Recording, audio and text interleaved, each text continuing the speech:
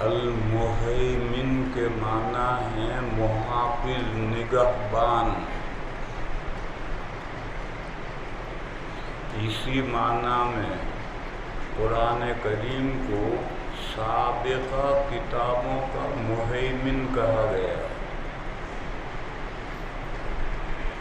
اللہ تعالی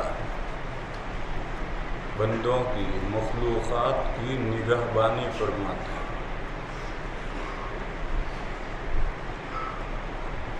نظر رکھتے ہیں۔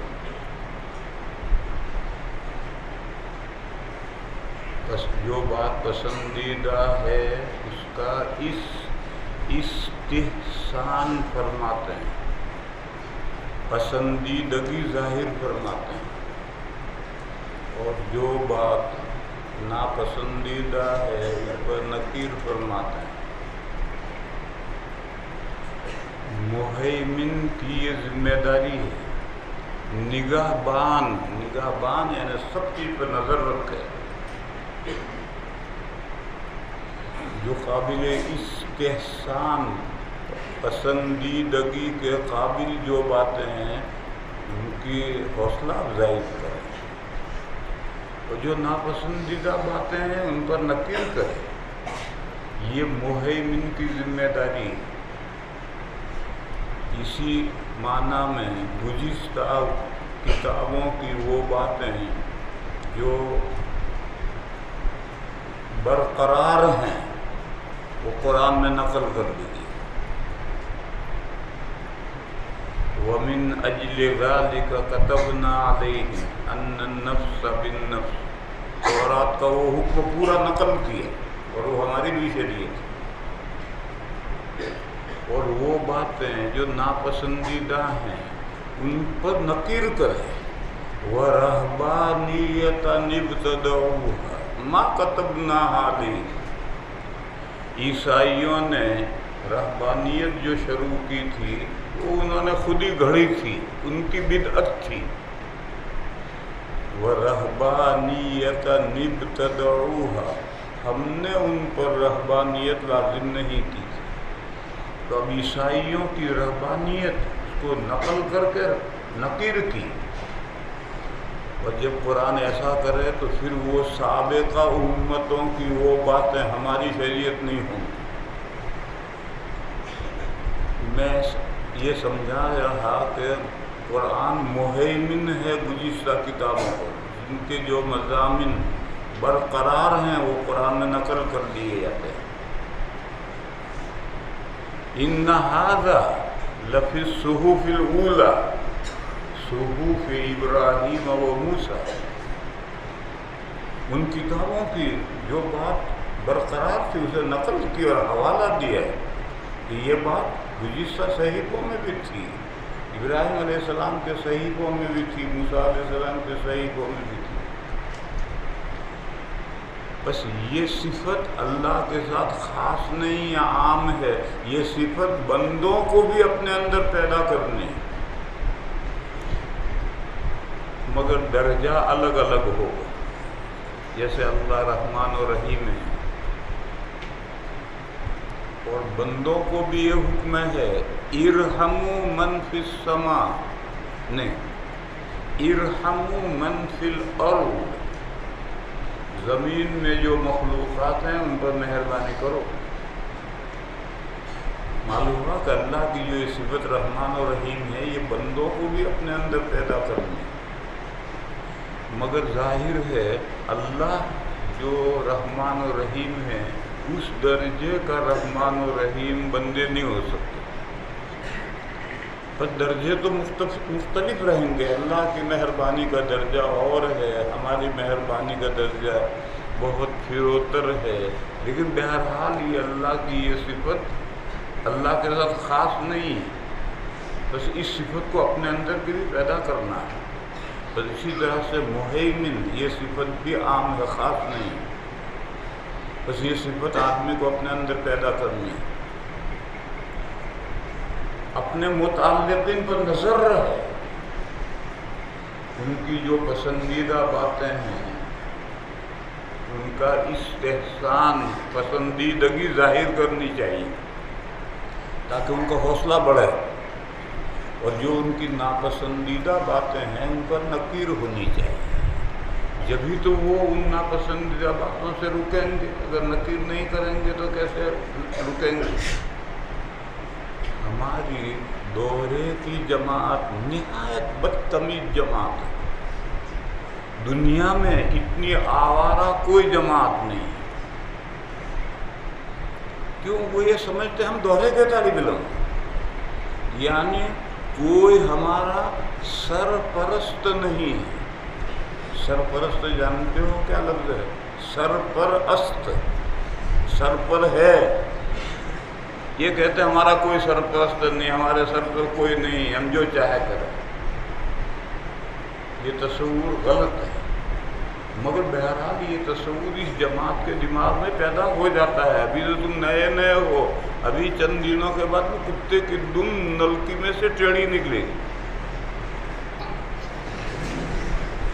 تم بھی سب وہی بن جاؤ۔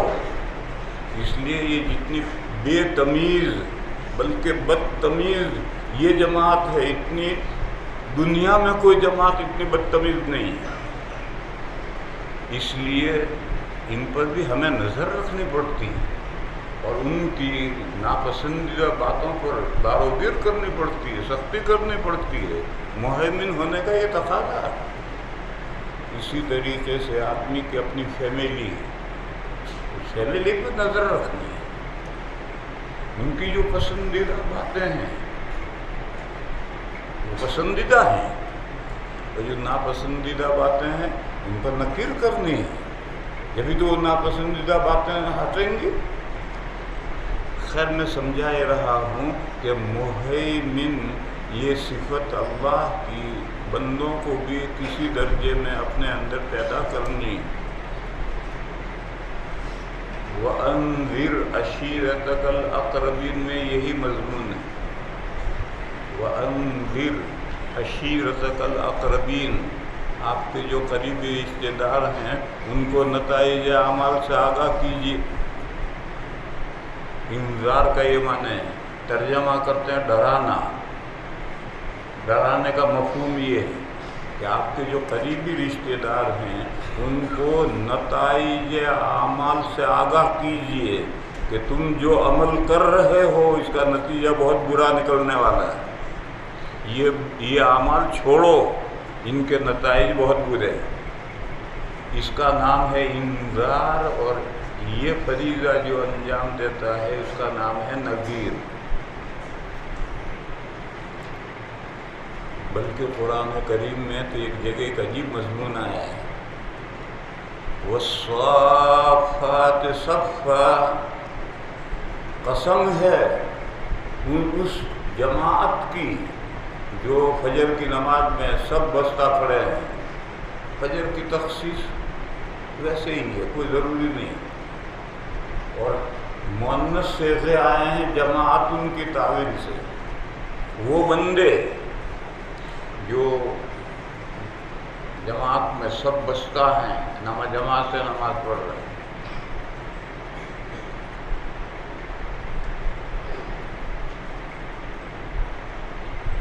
فَالزَّاجِرَاتِ زَجْرًا، پھر قسم ہے ان جماعتوں کی بندوں کی جو ڈانٹ ڈپٹ کرنے والے ہیں۔ یہ ڈانٹ ڈپٹ کرنا ہے گھر والوں کو، خود تو گئے نماز پڑھنے، گھر والے سوئے پڑے ہیں، بیوی بچے بچیاں سب سوئے پڑے ہیں، ان کو آ کر ڈانٹ ڈپٹ کرتے ہیں۔ وَالزَّاجِرَاتِ زَجْرًا فَالتَّالِيَاتِ ذِكْرًا، پھر نماز پڑھ کر آ گئے، اتنا ہی نہیں، نماز پڑھ آ کر قرآن کی تلاوت کر رہے ہیں۔ یہ اللہ کے اچھے بندوں کی تین صفتیں بیان ہیں کہ جماعت میں سب بنا کر کے باقاعدہ جماعت سے نماز پڑھتے ہیں، پھر آ کر جو گھر میں کوتاہی کرتے ہیں ان کو ڈانٹتے ڈپٹتے ہیں، پھر قرآن لے کر کے قرآن کی تلاوت کرتے ہیں۔ یہ تین قسمیں کھا کر کہا ان الہکم لواحد، تمہارا معبود تو سب کا ایک ہے، اور دیکھو تمہارے ابا کا کیا عمل ہے اور تمہارا کیا عمل ہے۔ تمہارے ابا کا جو معبود ہے وہی تو تمہارا معبود ہے. پھر جب تمہارے ابا کا یہ عمل ہے تو تمہارا یہ عمل کیوں نہیں؟ ان الہکم لواحد. بہرحال والزاجرات زجرن، ڈانٹ ڈپٹ کرنا یہ بھی مہیمن ہونے کا ذمہ داری بنی جائے. اس لیے میں دورے کی جماعت کو بہت ڈانٹ ڈپٹ کرتا ہوں، مگر دو ہی باتوں پر. بس دو ہی قانون میرے یہاں بڑے سخت ہیں، باقی میرے یہاں کوئی قانون نہیں. ایک، میرے آنے سے پہلے سبق میں آؤ، میں جب آ گیا میرے بعد نہیں. دوسرا، مل کر بیٹھو جیسا حضور کی مجلس میں مل کر بیٹھتے تھے، بیچ میں جگہ خالی مت چھوڑو کہ لوگوں نے کتابیں رکھ رکھی ہیں وہ ان کی جگہیں ہیں. ان کی جگہیں استاد کے آنے سے پہلے تک ہیں. استاد آ گیا، اب پہلی تپائی پر بھی کسی کی جگہ نہیں. بس ان دو باتوں میں تو میں بہت سختی کرتا ہوں. ان دو کے علاوہ میرے یہاں کوئی قانون ہے ہی نہیں.